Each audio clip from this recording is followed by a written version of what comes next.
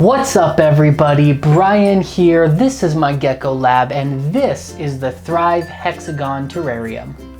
Now those of you that are familiar with my channel, you are familiar with this cage. I did a full review on this guy and have featured it in a couple videos now. I absolutely love these cages. I've been using them for a while. I've got morning geckos in them. I've got 3 of these cages now that I've bought and I love them. They're my favorite new cages on the market. This one, I've had a lot of people request that I do a full vivarium build on these to show you how to set them up for a crested gecko, how you would build them out into a custom terrarium. So that's what I'm gonna do today. We are gonna build this out into a fully bioactive vivarium for a crested gecko.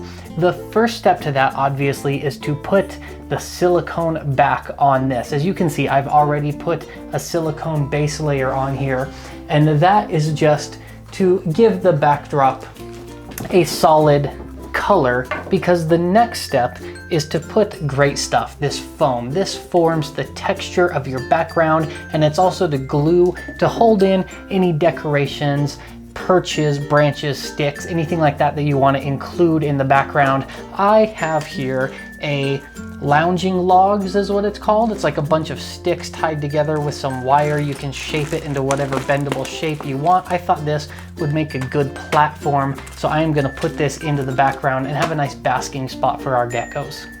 So once you have that base layer of silicone finished, you want to make sure it dries completely before you move on. So I have mine down. I did it a couple days ago and it's completely dried, ready for the next step now. So you want to get your supplies for the next step. You're going to need a can of great stuff or any kind of foam gap filler. You can get it at any local hardware store. And then you want whatever decorations you're gonna build into your background. For me, I've got this log that I'm gonna use, this log bridge thing for a resting spot for the geckos, as well as a piece of grapevine that I'm gonna put in there to give them a perching spot. Now, what you want to do with this is you spray the great stuff down and you kind of use it like glue adhesive to stick this stuff in. So the way the great stuff works is it comes out as an expanding foam, and then when it dries, it's a little malleable, but it's firm and it holds everything in place really, really well. So the important thing to remember is careful how much of the great stuff you spray in, because it expands a lot as it dries. You want to make sure you wear gloves when you do this because the stuff is messy and very, very sticky. But let's go ahead now and spray some of this in.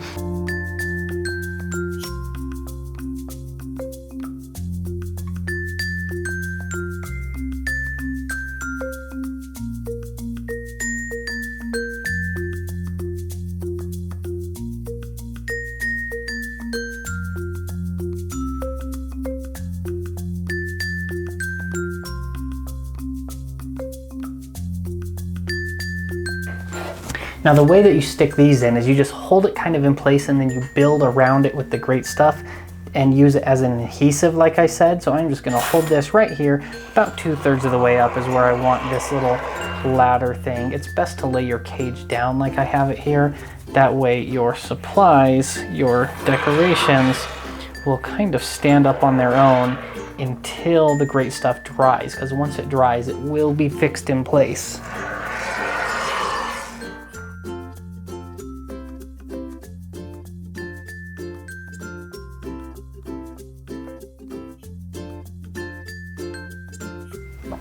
And next up I have this piece of grapevine I'm also going to put in closer to the bottom here. That will just sit there, cover it up just a little.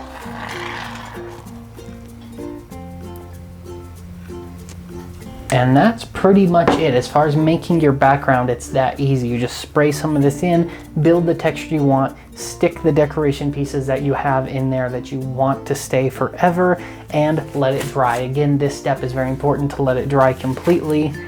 So we'll let this sit overnight and let that great stuff dry completely, come back tomorrow and finish up the next step. All right guys, so our great stuff foam has dried here and we are gonna move on to the next step. The supplies you're gonna need for the next step is a tube or two of that same silicone we used for the back base layer, just to give it a little bit of color. We are gonna cover the great foam stuff in that, and then while the silicone is wet, you cover it with some soil. I use this bag of Repti soil. I think it works really good. And then when the silicone dries, the soil sticks to the back and you have a nice earthy looking textured custom background with, as you can see, these fixtures and sticks stuck in place. They will not move or come out. So that's what I'm gonna do now. Let's go ahead and get the silicone. I'm gonna cover this whole thing up. You wanna use your gloves again because this gets messy. Let's do it.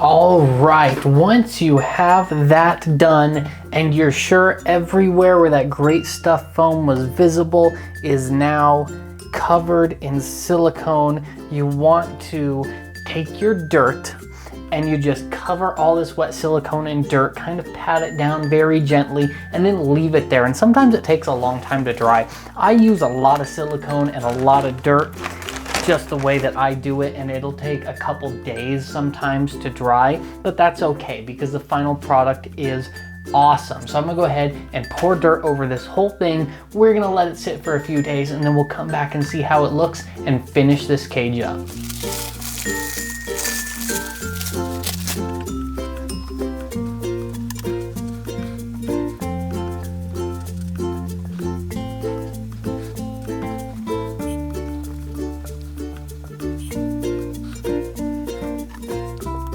All right guys, our cage is ready to complete building. As you can see, our background is completely dry. That dirt has stuck on and I think it looks pretty good. I really like the way this log kind of resting ledge turned out. Our little piece of grapevine is looking pretty nice. I'm excited about it. I think this is looking good. I've got everything else we need to finish this cage. I'm gonna go over my supply list real quick with you. The first thing you normally do now in a bioactive build is put down a drainage layer, and that's a layer of clay balls and a screen that goes over the top of that, and that creates a gap below the soil where when you pour water in for your plants, the extra water drips down into that empty space and it doesn't sit and have wet soil for too long. Because this tank isn't very tall, the area down here where you're able to put soil is not very tall. I'm gonna skip the drainage layer on this one. You can do that, you just have to be careful not to overwater, otherwise it will sit and get real gross if that soil at the bottom is always just soaking in water. So you gotta be careful with how you water your plants when you do that, but it is possible. So that's what I'm gonna do with this one. I have here a bag of Josh's Frog bio bedding. It's really good for putting live plants in. I've got a Pangea magnetic food dish that we're gonna use for this one.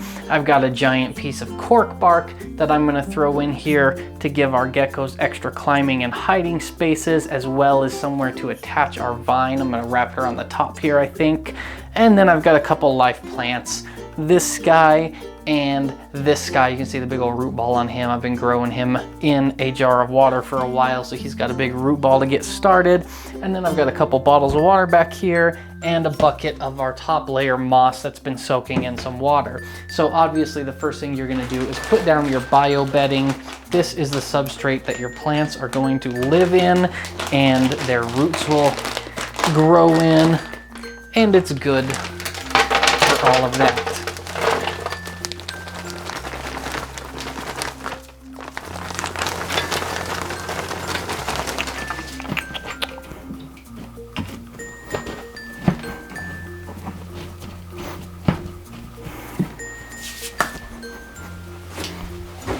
All right, I am gonna grab a second bag because that's not quite deep enough of a soil layer as I want, but first I'm gonna pour a couple balls of water in because you wanna get all of that dirt really wet and really compact it down for your base layer.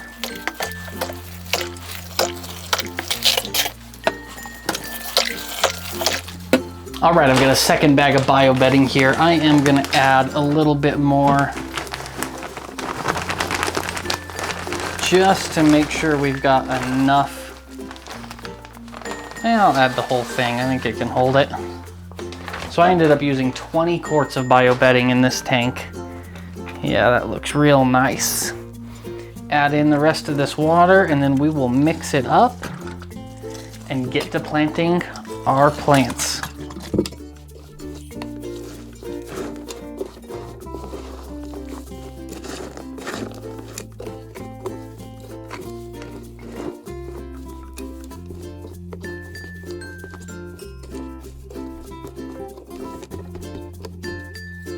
All right, now that we've got a real wet, moist base layer packed down good, we're gonna put our plants in. The first one, I'm gonna dig a little hole. You don't wanna plant it all the way to the bottom because of course the roots need room to grow too. So I go about halfway down and make sure you kind of build a little base around the plant and pack it in tight. That way it doesn't fall over, especially if and when a gecko starts climbing on it. You want to make sure it's got a sturdy base and it can really root in there.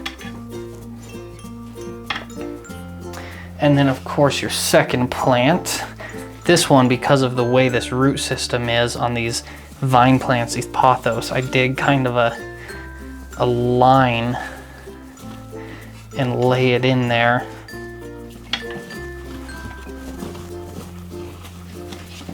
Letting the roots dangle down. And then cover that guy up.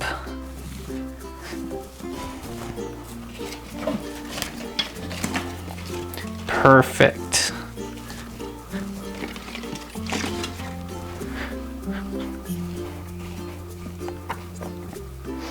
Now I am going to add this big piece of cork bark here to this side. I thought this would be nice. I was hoping it would fit right there behind that little resting spot and give the geckos a nice place to hide kind of behind that if they wanted. And then this pothos vine, I'm gonna wind kind of back here behind this guy.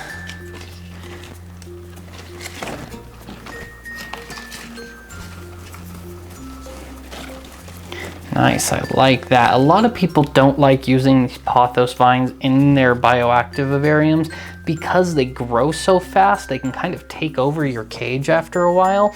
But I really don't mind that because they're really easy to cut. You just clip them out, they keep growing, it doesn't hurt them. So if it does start growing to the point that it gets a little overwhelming in your cage, you can cut them off and then you can always use them and use the cuttings in other cages.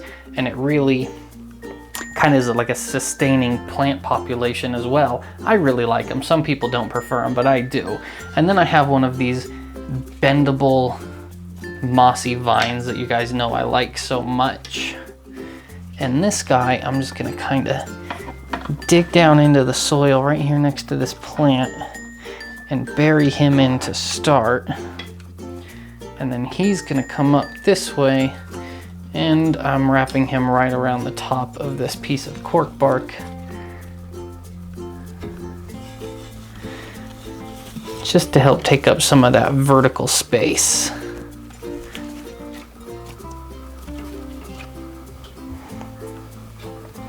Okay, next up I'm going to add our Pangea food dish. This guy I'm going to put on this wall right here.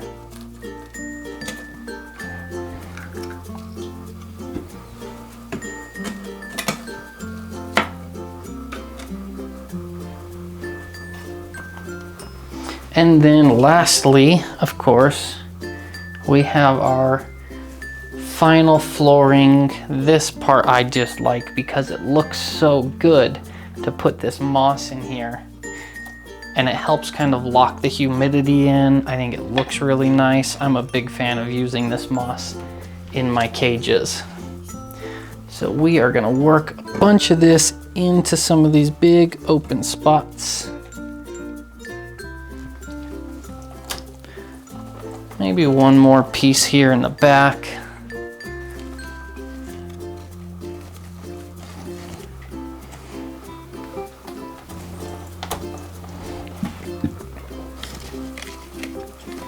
Very nice.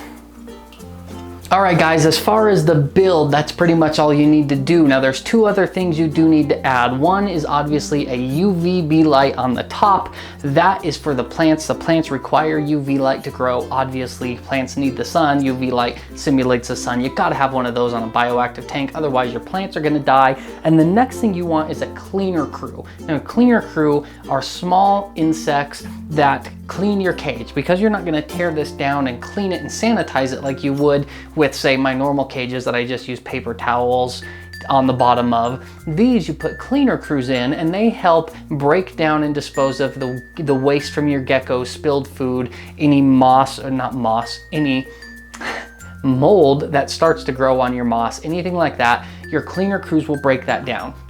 I have here in this Rapashi jar, you can see there's holes in the top. This is actually a springtail colony. I bought a small little colony of springtails and I transplanted it into this giant Rapashi jar. I've had it in there with some charcoal, been feeding it. It's a pretty good size, healthy colony now. So I'm gonna scoop some of those guys out, put them in this tank. They will breed and live inside this tank, and that's how you keep a bioactive vivarium nice and clean. And that's pretty much it. You guys asked me how I would do a build for this when I reviewed this cage. A lot of you asked, how would you do a build for a crested gecko in this cage? Well, this is a great way to do it. However, I am not gonna put a crested gecko in this cage. I'm gonna put a different gecko in this cage. All right, guys, check this out. I have not announced this yet, but I bought a Leachianus gecko. Now this one is a Christmas present for my wife.